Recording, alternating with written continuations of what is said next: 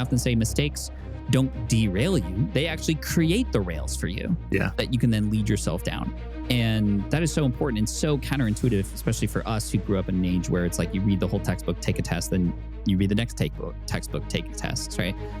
For me, the way I've been able to build everything fast is by iteratively putting it together, learning as I go. Even my architecture book, I had to learn how to write the book, format it, sell it, create a sales page. I'd never done any of that stuff before. If I was doing a traditional schooling, and education for that, I would have gone to business school and then tried to figure it out. But I didn't. I didn't have time because I was moving back into my parents after getting laid off, and I had this force function pushing me to do things and experiment and try. Welcome back to the 7-Figure Leap podcast. I am truly honored today. I have a guest here who has actually shaped a big part of my adult life, and that's not an overstatement in this case. So Pat Flynn from Smart Passive Income and other things is here. He's been a mentor of mine from afar for 15 years. And I was recently had the opportunity to be a guest on his show, and he's graciously come over and joined us here on 7-Figure Leap to share some really important insights. He's got a new book coming out, and I think there's a lot of great things he's going to be able to share with us. So Pat, thanks so much for being here. It's truly an honor to be able to have you as part of the program. Thank you, Dustin. The honor is mine. I'm just so grateful because you and I go way back. I mean, way back. I mean, early 2010s, back when we were both blogging primarily, and to see us both grow into the different places we're at now and how we're helping people. I mean, you've helped so many, especially in the world of podcasting. It's just incredible to see. And I'm, again, grateful for the opportunity to be here and serve your audience. Awesome. Well, we could do the normal podcasting thing, like give me a 5-minute backstory about being an architect and all that. And I think that's relevant, but there's lots of places people can find that. I would love, though, just to give a snapshot, sort of like if someone somehow doesn't know who Pat Flynn is, just so they have a little context, like Smart Passive Income, Pokemon, there's a few major projects that you're focused on nowadays. Maybe give us a snapshot of like what business Pat is like today. And then I've got a few prompts that I think is going to get us into a really rich conversation. Sure. So primarily, I still help people build businesses, and I do that in many different ways, primarily by leading by example. So since 2008, I have built businesses and built them publicly in a way that people are able to see all the things that I do. And sometimes it's good things and sometimes it's not so good things, but all the time it is a lesson that I can pass forward to people. And it started in the blogging world, and it later went into podcasting and YouTube. I had built several different businesses, from an app company to a security guard company, a food truck company. I have an invention called the Switch Pod with my videographer. Have done online courses. I've done coaching, consulting. I've sort of run the gamut. I've also published a lot of books. I've spoken on stage, and I have a lot of tools that I can offer other entrepreneurs who want to go down their own path, because I've experienced a lot across all the paths, really. And more recently, like I said, and like you said, with this YouTube channel about Pokemon, that's kind of blown up, and it's allowed me to kind of get into the more entertainment space a little bit. And as I've been called a couple times before, more of a Mr. Beast-like celebrity for the Pokemon community, which is cool. And I have run live events for that space as well. We have an event coming up probably in, it's like 6 weeks from now, and we're going to have about 6,000 people in Tampa, all nerding out on Pokemon together, with a bunch of sponsors and everybody from eBay and many others coming in to support our community. So a lot of things happening in the business now. I did not do all of them at the same time, because people see what I do and they're like, I don't know how you do this. Do you have like clones or something? No. Everything was built one at a time, but they kind of stack on each other, right? A lot of the stuff that I did as a podcaster helped me become a better communicator, for example, which allowed me to come up on stage and become more entertaining and be able to then bring that into the YouTube world and take a lot of the mistakes I made on my personal stuff and bring them into this new space and into Pokemon. There's a lot to unpack here, Dustin. I know we can go any which way, but which way do you want to go? Yeah, well, I love that. That was like, that's a lot, 17 years of really cool things to pack in. I think you did a masterful job there of sort of giving people a through line. And it actually leads directly to the first topic I wanted to dig into today, which is storytelling, right? Mm-hmm. So Pat, I'm a story brand guide. I love podcast guesting. I love human-to-human interaction and sort of like getting back to the roots of being around a campfire and communicating. And I know you're also very passionate about storytelling, even what you just rattled off as a form of story. And I think when I look at what you've done and actually following it pretty intimately for 15 of those 17 years, I think storytelling is one of the reasons I've been so enamored with, like, not only the things that are really applicable, like you taught me how to blog, and that was really applicable at the time that I needed it, but also, I didn't even pronounce it right, like Pokemon. Like that's not even like my thing, but I still am enamored with it because of the storytelling element of it. So I guess to start this part of the conversation, why is story so important, especially now sitting here in 2025 and all the things that we're dealing with that will lead us eventually to talking about your book that you have coming out? Yeah, and to give you an example of how powerful storytelling is, on my Pokemon YouTube channel, I get many comments of people who are watching hour-long videos, sometimes 2 or even 3-hour-long videos, who say, I don't know anything about Pokemon. I don't even know what this guy is talking about, but I can't stop watching. Yes. And the reason this is important is because story connects, because story is about the ups and downs. It's about the discovery. It's about the challenges that we overcome or maybe not overcome. But all these things are relatable. They bring emotion into what it is that you teach, and people connect on an emotional level often. And this is what's now more important than ever, because today there is more information than we could ever need. And more than that, there is AI just making it so easy for us to just get what we need informationally in an instant. Therefore, we're all on the same level playing field in terms of, the vast knowledge of whatever we can choose to learn. But what's going to make us stand out as people, as humans? It's that emotional component to it, because AI does not come with that. It could try, but there's just something about the soul of a person that comes out in, especially their voice. This is why you and I both love podcasting, right? I could type out the same things that I'm saying, but when you hear somebody and you hear them telling a story about something very difficult and their voice cracks a little bit, I mean, you can't help but feel that with that person. That empathy comes through. And when it comes to business owners and entrepreneurship, or just being a decent human being, the empathy that is shared between two people is going to be something that connects. AI will never ever get, in my opinion. So as a creator, learning how to tell story better and studying this and practicing it in real time, whether it's at the dinner table or on a stage, can be the most valuable use of your time, in my opinion. And it allows you to compete with everybody else, because your unique story is unlike anybody else's. You have something that nobody else has, your experiences and the way that you've seen it in the lens that you have.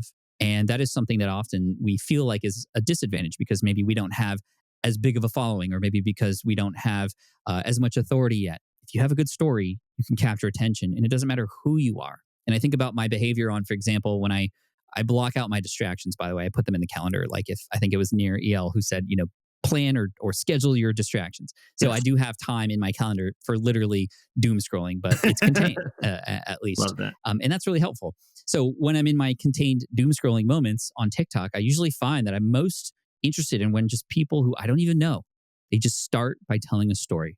And they're really good at the hook, of course, but then they just take me through something that is relatable, that sometimes will give me goosebumps, and I don't even know who that person is. But because masterful storytellers, they're building an audience and getting my attention, at least. And that's something we can all practice no matter what level we're at. I love that. Yeah, and I think as someone who also is geeked out on it, I have an engineering background, and so the things I think are most powerful, and I think storytelling is the prime example of this. They're sort of art and science, right? Like they're skills, like they're things you can learn, and they're things you Right. can develop, and you can come from borrow from schools of thought. And so there's these practitioners, like the Donald Miller with story brand frameworks, or Roy Sutherland, who's kind of a classic ad man of Great Britain. Mhm. What I found is really fascinating about it, though, and you even said this too in your remarks, we're wired for this, right? Like you use the word soul. I mean, you could talk about neurology and brain chemistry and stuff like that. Like we literally file and access and convey information through stories. Like we don't necessarily think about this consciously, but like it really is true. And so that's the science part. And I think the art part is something that you really are masterful at, and you've really been able to do in many different formats. I think that's really what's so fascinating. Like having seen you on stage, see you write in the blogs in the early days, of course, podcasting, which is what we're going to get into a little bit more next, and now into this YouTube world that is. You've done a lot of YouTube, but a lot of your Mhm. YouTube used to be more tutorial based, like over my shoulder, still in a story format, but like you said, Mr. Beast style, like entertainment. Like to me, that's like being a stand-up comic, like level of difficulty Yeah. of nailing that sort of thing, because there's a risk and reward, right? It's like, wow, like that's really special when you do it right, and it's also hard, and because it doesn't come naturally to a lot of us. So kind of a final thought with storytelling and your own development, like how have you become over the course of many years a great storyteller, and what pushes you to like try new mediums and try new challenges with this. Yeah, the storytelling mastery, which I think I'll never get to mastery, but I want to. I want to continue to improve. There's a few ways to improve. Number one, it's just by doing and practicing consciously about trying to get better, which might mean, okay, how do I hook an audience on a particular platform better? How might I retain them? And I'm getting data back, especially from YouTube, on how well that is happening or not. And that data then informs what I should continue to do or what I should stop doing. Learning in more of an art as a consumer and paying attention to when am I most enthralled and like sitting at the edge of my seat while somebody's speaking, even if it's a TED Talk, right? There are multitudes of TED Talks and certain ones just seem to capture your attention. What about them? I'm going to watch them. I'm going to study them. I'm going to write some notes and then take from that and maybe implement it in my own way and try something different. I get a lot of inspiration from YouTubers who don't necessarily have the fanciest equipment or the biggest explosions or who spend the most money, but who somehow capture my attention. There's one in particular, Ryan Trahan, who is just a kid who goes through these challenges. He did a challenge where he did like a bartering thing where he started with a penny and he was able to get it all the way up to a house, and then he donated that house. And just the way he did his penny challenge, it's just like you can tell right away how nerdy and geeky he is and self-deprecating and all that kind of stuff, which I am as well, and I try to incorporate that too. And just to give you some sense of like how deep I'm getting into this, we had a video on the Pokemon channel where I tried to collect all of the Pokemon cards from for one Pokemon. So there's 1,025 Pokemon. I chose one of them and tried to find all the cards that were ever made for that Pokemon. That Pokemon's name is Gengar. It's a ghost and poison type, ghost type Pokemon. And we were like, okay, like we can make a challenge and just try to find them all, but what's going to give this meaning? How do we make this something that can connect with people who might not even care about Pokemon? And how do we bring that into the story? So I pulled from my own experience and kind of maybe even the reason why I wanted to do this, because I have a collection that is very organized. It's very almost perfect in a way, how things are placed in binders, and there's certain ways to go about it. There's sort of a craft to collecting. And I had purchased this collection from somebody who needed the money, and I purchased, and there was a Gengar collection that wasn't complete yet, and I just put it aside. And out of my entire collection, there was this folder with just half of the amount of Gengars that were there, but it was messy, it was dirty, it was kind of like an older binder, while all my other stuff is like neat and perfect. So we were like, okay, let's play on that a little bit. I think that's a human thing to go, I need this to be perfect. Right. So that's going to be my reason for collecting and making this perfect collection and completing this incomplete thing, which is something we can all relate to. And then in the story, I find out that some of the cards I find that I need are in not great condition. And I have to then weigh the decision of, well, I haven't seen this card in a while, but it's not perfect. Am I going to be okay with that? And really start leaning into this push and pull. That's where good storytelling comes. It's the ups and downs and roller coasters. It is the push and pull, the tension there. And eventually, by the end of the story, to spoil it, it is the imperfect that creates character. It is through the imperfections and this imperfect collection that I had that built all these amazing experiences and connections with new people in my life who are now my friends that wouldn't have happened if I just wanted things to be perfect. So let's embrace the imperfection. And it's this like tale or moral of the story, right? Like thinking about it on that level has made this video earn well over $50,000 in ad revenue, just one single video. Wow. It's helped this video see 4+ million views. It's helped me make connections with brands who would have never found me otherwise because they are now emotionally connected to what I'm doing on a human level. So that's just an example of like how deep we're getting into it. One resource I want to give your audience before we move on is a screenwriting book called Save the Cat. And I don't know if you've come across this book, Dustin. I have not. Wonderful. It's made up of a bunch of different storytelling tactics that you can use and incorporate in whatever you're doing. And like I said, it's for screenplay writers, but we're incorporating it into our YouTube videos and I'm incorporating it into podcasts as well. Save the Cat is just one of those strategies. And Save the Cat means, like, if you're telling a story, have in the beginning of the story at some point some save the cat moment. What that means is if you've ever watched an old movie and like the protagonist saves a cat in the beginning, they rescue a cat from a tree, you as the viewer immediately start assuming certain things about that person. They're kind-hearted, they're good-willed, and you root for them when they go through a challenge. So we do the same thing. I'll often do trades in my Pokemon videos where I am getting a completely lopsided trade where I'm losing out. But this kid who's little, who doesn't have a lot of money or big cards, he's getting something special that he wouldn't have gotten otherwise. So then that positions me as a save the cat protagonist. So when I go through a big challenge or something's very difficult and we lean into that, it just feels even harder for the audience to watch, Yeah. which makes hopefully the overcoming of that challenge that much more grand. So again, I'm getting into the deep parts of storytelling, and it's so fun, dude. I cannot wait for how all the stuff I'm doing now stacks into me writing fiction books in the future, and maybe even writing screenplays. Who knows? But these skills I'm acquiring now are all stacking to the next and the next and the next thing. I love it, man. That's so good. Well, thank you for going a little deep there. I enjoyed it. I know the audience will enjoy it. I talk a lot about story, but often just about marketing, and just about frameworks and the essentials. But I love the depth at which you've studied this, not just studied it, but you're enacting it. And the proof's in the pudding. You have the scientific data of the YouTube results to show like how important that is. So we've talked a lot about YouTube, and I think that's awesome. However, I think it would be remiss, we're doing this thing right now, podcasting, and I was on your show, you're on my show, and you've got a book coming out, Lean Learning, that we're going to talk about. I think this is related. So there's a reason you're doing this show, right? Like there's a reason there's these seasons of increased podcasting activity. I know you've got a very popular course on Power Up Podcasting on the hosting side of this. And so I know this is a bit of a softball, or maybe just a leading question that we can go a little deeper with, but in the power of storytelling and the idea of lean learning, which we're going to explain what that means, but it's a great title, so people kind of know it when they hear it. Where do you see podcasting? Podcasting was like the new blogging, and yet now we're 20 years past that, right? And so I'd just love to get Pat's current thoughts on the power of podcasting, why you're still doing it. Do you think it's got a future? Those sort of things. And we can talk a little more tactically about how this ties into business building and marketing. Yeah, I know we talked a lot about YouTube, but podcasting is still my first love, if you want to call it that. Okay. Yes, I had blogged, but podcasting is really what got me to fall in love with creating and telling these stories. Podcasting is the perfect platform to expand and connect and emotionally connect and be relatable. You can go deeper because of the way people consume podcasts. They're consuming it different than every other medium. A person listening to a podcast is on the go often. They are doing something else passively, but actively listening to you. And it's just you and them. You're in their earbud. It's very intimate. It's the best way to scale intimacy. And when you look at even the data, I'm a very data-driven type of person as well.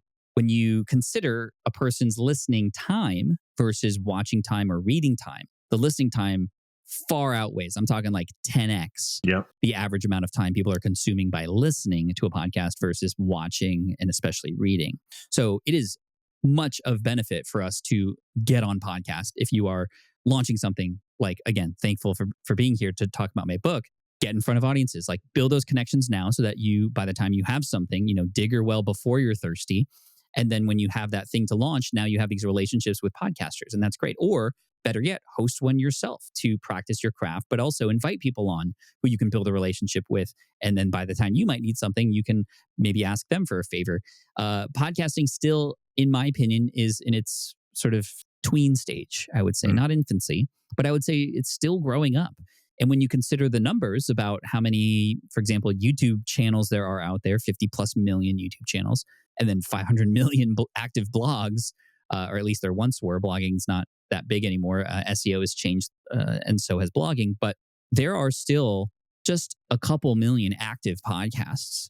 That's not much in the grand scheme of things. And most people who start a podcast don't keep them active. I mean, there's several more podcasts, but most of them are just from people who haven't committed to it. They're trying it and realize that this takes some work and some skill, and then they're giving up. And that's a good opportunity for us who are committed, who understand the power of this platform, to show up, and whether it's your own show or you showing up on other people's shows, to relay that message, to connect on a more personal, relatable level, and then actually share those call to actions that get movement in wherever it is you want, whether it's your product, your message, or whatever it might be, your email list. There's so many amazing things that can happen, because now a person, even right now, listening to me for the last 20, 30 minutes, we have a deeper relationship now than we did beforehand, much more than if you were to randomly even find my YouTube channel, because it's also coming with Dustin's sort of sign off, right? Yeah, my endorsement, right? Exactly. Yeah. And you have spent the time to earn the trust with your audience, and having me on the show gets me to cut in front of the line, if you will, for trust building. And that's so, so powerful. So yeah, podcasting, 100% still worth doing. Guest podcasting, absolutely, which I know you teach and you're a master at. Yeah, I mean, I'll argue to the end of time about that. Good. Yeah. And I think I probably originally found you through podcasting and the internet business mastery days. I know that's kind of how you got your start into online business. And Yep. I was kind of around that same era. And so I can find myself being a little nostalgic and like, of course it's good. This is where I got my start. But I think when you look at the data, I mean, it's definitely still in a growth phase. I think it's one of the most imbalanced channels in the fact that there's more and more and more listeners. There's more people consuming podcasts, audiobooks, but podcasts specifically.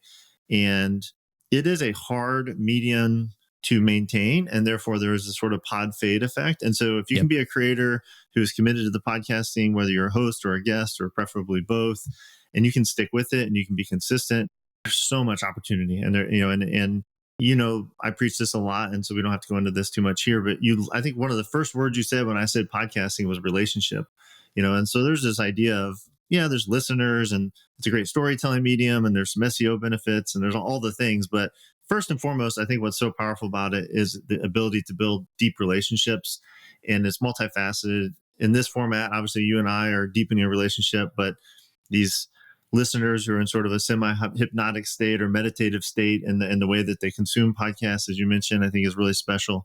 And yeah, I hope that the listeners hear Pat as a thought leader in this space and someone who's really, really good at YouTube, which, obviously is in a growth state as well. Still thinks podcasting is super effective and super useful. Yeah. And so I want to transition to the book specifically, but I think this would be a great time to talk a little bit more about podcasting specifically for book marketing, right? So you've got a really unique perspective, and I believe you self-published 3 books, and now you've got this traditional published book, Lean Learning, that's coming out. And so you kind of have a unique experience of like different types of books, different mediums. You're obviously in the creator world. You know a lot of really popular authors. You're friends with a lot of them and masterminds with some of them. So you have some unique insights into like, how does podcasting tie into book marketing? And as much as you're willing to share or whatever is comfortable, I'd love to get your thoughts on that. And then we'll move into like lean learning and dig into the book itself before we tell people how to get access to it. Yeah, there's a lot of benefits of podcasting for book marketing for sure. And in my opinion, marketing starts before the thing is actually even finished or made. Yes. So book marketing, I already started talking about the process of writing Lean Learning several years ago to plant that seed and let people know what I was working on. And also using the podcast as a platform to experiment with certain stories and see how people respond to them. And there were certain stories that I've told in the last several hundred episodes that seemed to stand out, that I got emails about, that I asked people about, that seemed to resonate with, that now I was able to pull forward and put into the book because it was now tested. It wasn't just random. Great. A lot of these things are using the podcasting platform and other platforms, social media and X. I like X for this purpose because it's just quick. You can quickly see what works and what doesn't. But podcasting, again, to get deeper and then even like commence conversations with certain people who are listeners, super fans, asking them more about like, hey, what did you think of this story? What did you take from that? Or how did that inspire you? You can then bring that in and even use those in your book itself. There's a lot of people who have used podcasts in many different ways. Our good friend Chris Ducker had, for a couple of his books, created podcasts, like started podcasts just around that book topic. He named it exactly the same as his book, like Virtual Freedom was one example.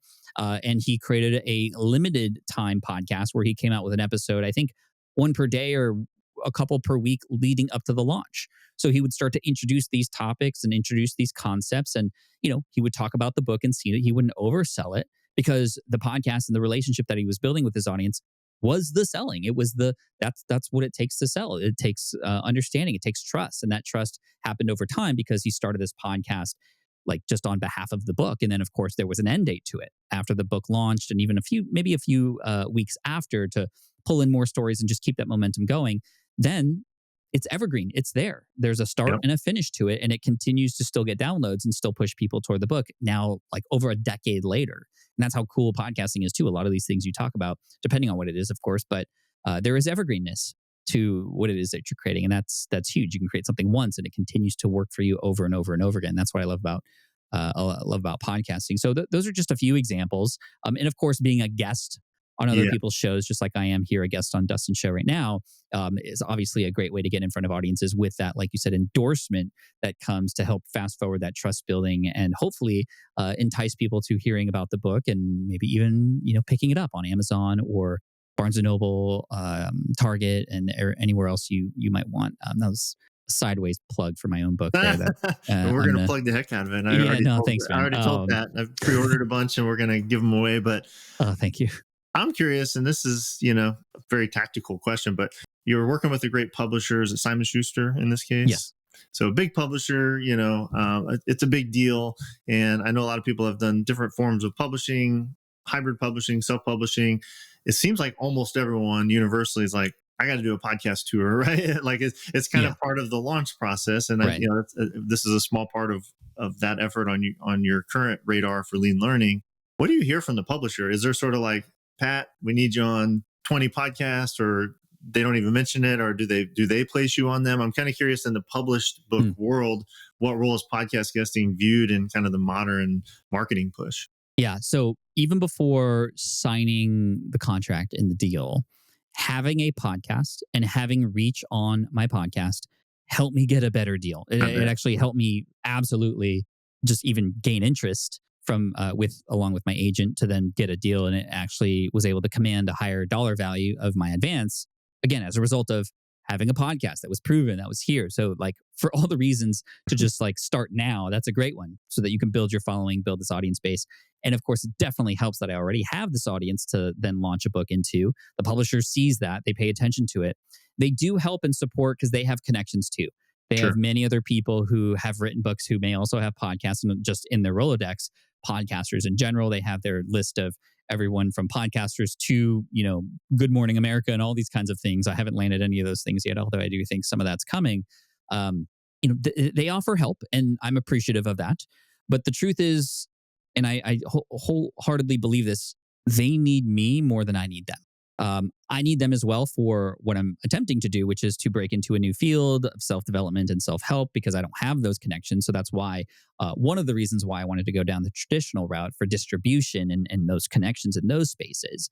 But as far as marketing is concerned, many traditional publishers will ask you to do everything that you can in your power to promote your stuff, your own stuff. And it makes me wonder just how could a person who has this amazing book idea, who has something to say, how could they possibly break through in a traditional sense if they don't have a platform? I honestly don't know. If you don't have a platform, then you better at least know the right people. So again, speaking to relationships, like we talked about earlier, you cannot be siloed and sort of in your grandma's basement writing a book and just hope that after it's done, it's going to get out there. You have to put in the work, and putting the work in beforehand, even using your platforms that you're building now to, again, ideate and experiment to sort of tease these things. There's some famous bloggers who've done this really well. There was the author of Mars. I can't remember the name of the author off the top of my head, but he wrote a book called Mars that later became a movie with Matt Damon in it and a few others. He wrote that publicly on his blog. And as a result of writing it publicly, he was able to also capture the attention of NASA scientists, who would then give him the calculations that would then end up, or correct him on the calculations that would later end up in the manuscript, which I thought was really cool. So this crowdsourcing idea, right? Same thing goes with business. I've made the mistake before of starting businesses siloed because I wanted to keep them secret. Right. And I was afraid of sharing these things too early. No. You want to share these things as early as possible so that you can start having people poke holes in these theories that you have and actually start laying real bricks down as you go, instead of laying them all down and realizing you put it on the wrong plot of land, if you will, which I've done before. So anyway, that's a lot, but great.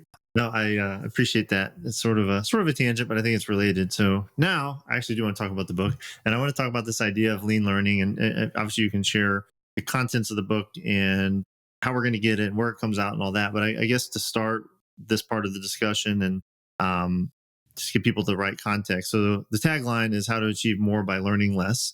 So why write this book? Like you mentioned, you kind of got a following, and you could have wrote a Pokemon book. You could have wrote a passive income book, and you've written other books in the business space. This is a little more into that self-development. Obviously, it still ties into business lessons. There's a lot of things that entrepreneurs, For sure. especially, can take from this idea.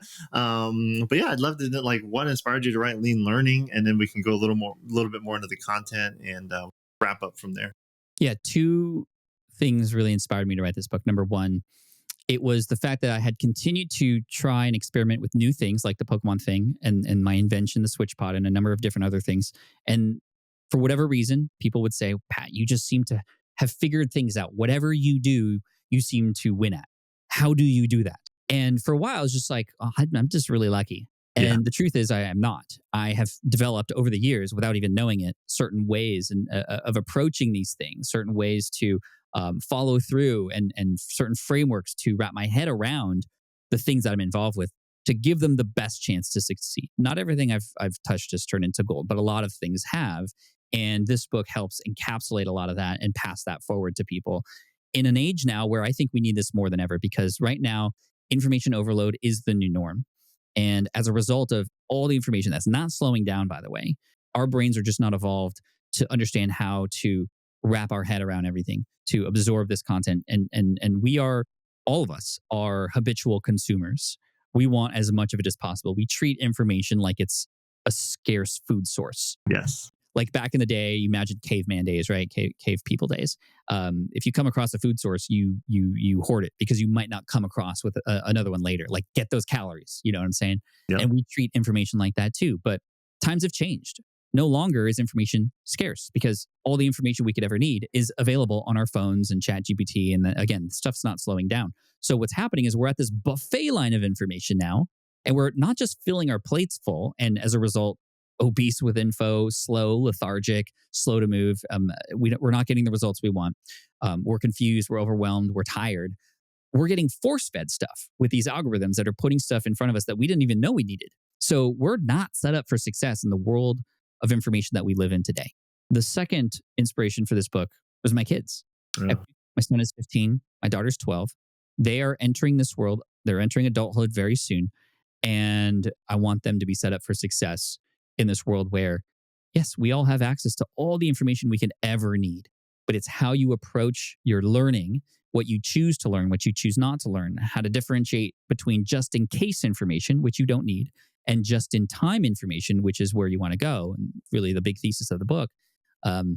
I want them and everybody else who reads this book to succeed, because although we have more information and we have what we need as far as resources, most people are feeling even more confused and behind. And this is an answer to that, and using my experiences. And again, I'm not a professor at some school. I don't have a degree in psychology. This is not, although there are scientific things in the book, this is about relatable life experiences, storytelling, if you will, Yeah. to connect with you and help you understand that you have what it takes to navigate this crazy world and hopefully achieve success in a much shorter time period. I love that. Yeah. And you mentioned ChatGPT. I mean, I had a moment, not to launch into a story, but a very quick side note that ties into your kids. My kids are slightly older, and I had a moment just a few months ago. I got invited to speak at my daughter's senior class. They had entrepreneurship focus on a day I came in. I was actually talking about story brand. I was talking about the power of story. But as I was driving there, I actually got a little emotional, and I was standing in front of the class. I'm like, hey, I'm going to tell you like story stuff. But what really hit me like big when I walked in here is, you guys are 17, 18 years old. You're graduating in a few months. I was a while back, 25 years ago. And at the time, I didn't realize it when I was in your seat, but I quickly realized that my life was divided into pre-internet and post-internet. I graduated in 1997. So grew up with no internet or no broad adoption. Mm-hmm. Kind of started to become a thing in high school and especially in college. And of course, everything's internet, after that. I was like, you guys are like pre-AI and post-AI. Like your whole life's going to change. And the decisions you're making right now about careers, like all this stuff is going to be influenced by AI in some way. I don't know exactly how, I'm just a 45-year-old guy who's reminiscing on pre-internet days. And, but I think this is what part of the magic of the timing of the book, Pat, is we were already overloaded with information. There was already, with the internet and 20 years of that, like we already have everything we could ever want to know at our fingertips. And now we have this AI technology and predictive technology, and it's even more overwhelming in my experience. And so do you want to speak a little bit about why lean learning in an age, especially where we're becoming AI centric as a culture moving forward? Yeah. I It's mean, a big just to give you an question. example, not too long ago, everybody was saying you need to learn how to code. That's the Yeah. future. Yeah. If you're coding now, you're kind of in trouble, just to Yeah. be frank, because AI and Chat GPT can do it in an instant and do it faster. And so imagine a company hiring a person who requires training, who might make human mistakes versus just a couple lines of code to get what they need. I mean, that's happening. And it's not just happening for coding, it's happening across multiple industries. So value for us as people will no longer become just here's the one skill I know. It's how quickly can we learn new things that then are useful today? And we don't even know, for example, what we might need to learn. But the quicker you can pick those things up, the quicker you can learn your way into them in the frameworks that I bring into the book, which involve learning about how to fail and fail fast, Mm. learning about the importance of mistakes and getting rid of procrastination and that perfectionism, all the way to finding the right support system around you, to certain methods to sort of excel your learning processes by breaking things down into much smaller skills and then micro mastering them so that they stack along the way. There's a lot of strategies like this in the book, but your usefulness will not be in just how much you know now. Yeah. It's how quickly can you understand and utilize things, and the fact that you don't need to understand all there is to know about something in order to be useful is the big thing here, right? If you look at a pie graph of, like, let's say you're trying to learn how to do whatever, anything, if 100% all the way around 360 pie graph is all the things you ever need and could learn about something, like, let's say, YouTube. There's like a million things to learn about YouTube. But just to get started, it's probably less than a fraction of a percent of that Mhm. entire pie graph. So let's just focus on that, learn how to do that the best. And then you can stack and add on things over time to get better. And then, of course, through your own actions and implementation, you will put up guidelines along the way, right? Like I often say, mistakes don't derail you. They actually create the rails for you Yeah. that you can then lead yourself down. And that is so important and so counterintuitive, especially for us who grew up in an age where it's like you read the whole textbook, take a test, then you read the next textbook, take a test, right? For me, the way I've been able to build everything fast is by iteratively putting it together, learning as I go. Even my architecture book, I had to learn how to write the book, format it, sell it, create a sales page. I'd never done any of that stuff before. If I was doing a traditional schooling, and education for that, I would have gone to business school and then tried to figure it out. But I didn't. Yep. I didn't have time because I was moving back in with my parents after getting laid off, and I had this force function pushing me to do things and experiment and try. So I wrote the book, got it all in Word, and then was like, okay, now that I have this, I need to learn how to format it. I don't know how to do that. Well, let's find some resources. Here's a couple of YouTube videos that will show me how to format it into a landscape 2-column thing that I want. Now I have this thing that is ready for sale, but I've never sold it before. Where do I go? I find a mentor or somebody who's done this before who's teaching it. Cool. Here's a tool that you can use called eJunkie to sell your PDF file. And now you remember eJunkie from I was back in gonna the say day? that's a blast from the past. Yeah. I remember getting these emails that say e-junkie notifications. Like, yes, $6 Yeah, more. man. Yeah. So, right, like I got the button to put on the sales page, but I never made a sales page before. Let's go find a resource for that. And I found a book called Moonlighting on the Internet by Yannick Silver. Yeah. And in this book, there's like 30 different ways to make money online. And most of the stuff's outdated, but I didn't even need any of that. I just needed the appendix in the back that had a Mad Lib style sales page that I could copy and put my own product into. And that Mad Lib style sales page from the back of this book, probably one of the most valuable resources I ever found. Imagine me reading the whole book. That would have confused me. I would have had now 30 new other things that could have inspired me to go all which ways and not do anything. But I just needed that resource. That turned into a 7-figure income just from pulling exactly what I needed out of it. And that's a case study in lean learning as you go. And this is what I'm trying to teach my kids and what I try to teach my students, and that, failing is okay. In fact, it's required. So I don't know, I get very passionate about this because the way schools are teaching kids, or at least they had for a while, is counterintuitive and it's slow. It's outdated. And if we don't make changes now, like, we're going to be left behind. 1,000% on board. It's funny, as you were going into that story about the architecture book, my final question, which I think you already answered, we can just kind of talk about how to find the book. It was going to be like, hey, we have an audience full of entrepreneurs. Obviously, lean learning is a practice and a concept and a implementation guide for kind of everything with learning. Yeah. But I was going to say, like, specifically for an entrepreneur listening and all the things that we kind of deal with in this unique world, I was going to ask you, is there story or a specific framework for entrepreneurs that would kind of Mm. drive this home, that was a great story and a great framework. Is there anything else that pops to mind? It's fine if there's not. Yeah, no, there's a question in the book. I call it the keystone question. I actually got this from Tim Ferriss, who is a big inspiration and sort of mentor to me, at first from afar and then a little bit more closely. Yeah. And this question is, if this were easy, what would it look like? I love that question.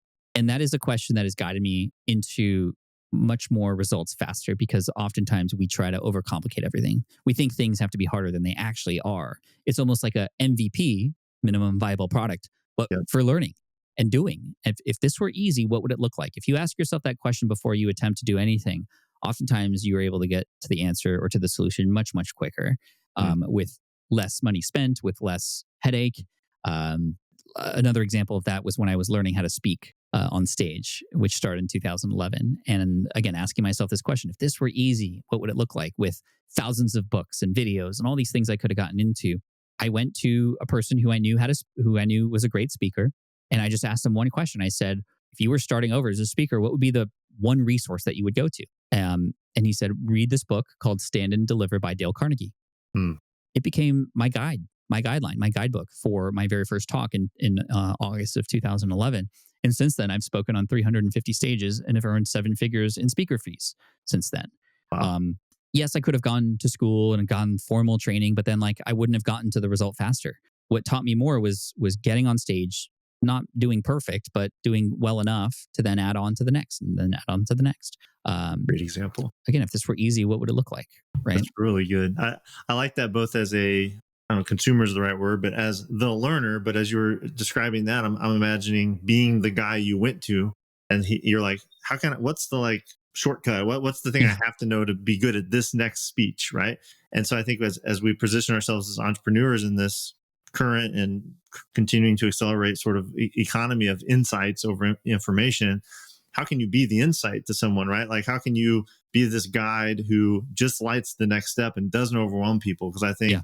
we're way out of the business of here's a course with all these things, right? It's much more like, here's the next best step, Pat. Like, you have this one specific goal. I want to just get you there and not overwhelm you. I think the people that can do that elegantly are the people who are going to be really increasingly in high demand as coaches, as YouTubers, as podcasters. I think the people who can facilitate lean learning for others, like there's a huge value proposition there. Would you agree? Absolutely. Because information is not valuable anymore. Yes. Time is. Time is valuable. And if you can be the coach that helps people get to that result faster, if you can help become a guide for a person so that they're not making the same mistakes and wasting their time, you're it. And so one thing comes to mind is if people are like, hey, Pat, I have a business and I want to promote it. If this were easy, what would it look like? Oftentimes my answer is be a guest on a podcast. Good I'm not answer. even kidding. That's not just for you, Dustin. That's for literally everybody. And I share that as well. Be a guest on a podcast because that person has already spent the time to earn that trust. You have their endorsement and you're able to get in front of an audience that you wouldn't have been able to get in front of otherwise. You could do a million other things, but if you were going to do one, that's where I would start. So yeah. Good. I love that. Well, lean learning, how to achieve more by learning less. I know this is coming soon. I hope that we will. I'm committed to making sure this is published before it comes out. So when someone's hearing this, it's out. So Pat, I know June 3rd is the big day for you to release this. Tell us, basically how to find it. I think people kind of get what it's about. If there's anything else you want to share sort of about the reasons to get the book, feel free. But otherwise, if you want to kind of tell us the best place or best places to go pick up the book and spread the love, tell us how to do that. Thank you, Dustin. Again, thank you for having me here. And thank you, everybody who's listening to this. The book will give you immediate results. There are things that you can do to start to already, clear the weeds out and get to the right stuff that you want to do and the results that you want to get in life, like promise. You can go to, of course, Amazon to pick up the book. It's also available at Barnes & Noble and Target, which is awesome. But if you wanted to check out if there are some bonuses still left, you can go to leanlearningbook.com and pick it up there. And if you happen to read it and you enjoy it, let me know. I would love to hear from you. Awesome. Yeah. And if you're listening to this, leave a comment. wherever you're listening to this, or shoot me an email on the website, and let me know your biggest takeaway. I bought some books as a pre-order. Obviously, I'm going to keep some for myself and cherish the signature autograph copy I'm going to get. But I'd love to give away some books to listeners and just spread this message. I think it's super important, both again as a learner, but also as if you're an entrepreneur and you're in the business of providing transformation to clients. You've got to use this approach, I think, in this new age that we find ourselves in. So leanlearningbook.com. Pat, man, thanks again so much for being here. You're a gift to me. I can't wait to hang out with you shortly after this comes out at Craft and Commerce, where you're Yeah, doing man. speaking engagement 351 or whatever it is. Yeah. And you're going to have a big impact there. And I'm excited to have the book to share there in person and endorse your work with all the good creators that are around. Thank you, man. I appreciate you. Thanks, everybody.